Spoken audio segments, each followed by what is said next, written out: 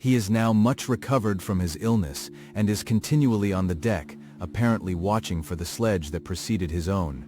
Yet, although unhappy, he is not so utterly occupied by his own misery, but that he interests himself deeply in the projects of others.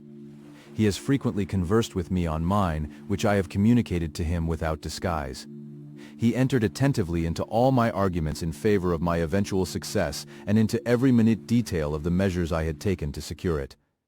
I was easily led by the sympathy which he evinced to use the language of my heart, to give utterance to the burning ardor of my soul, and to say, with all the fervor that warmed me, how gladly I would sacrifice my fortune, my existence, my every hope, to the furtherance of my enterprise.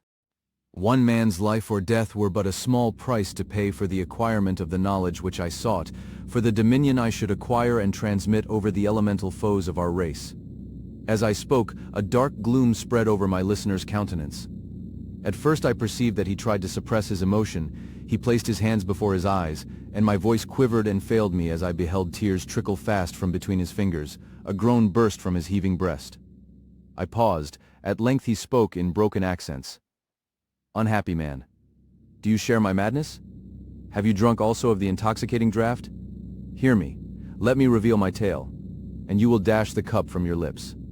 Such words, you may imagine, strongly excited my curiosity, but the paroxysm of grief that had seized the stranger overcame his weakened powers, and many hours of repose and tranquil conversation were necessary to restore his composure. Having conquered the violence of his feelings, he appeared to despise himself for being the slave of passion, and quelling the dark tyranny of despair, he led me again to converse concerning myself personally. He asked me the history of my earlier years. The tale was quickly told, but it awakened various trains of reflection.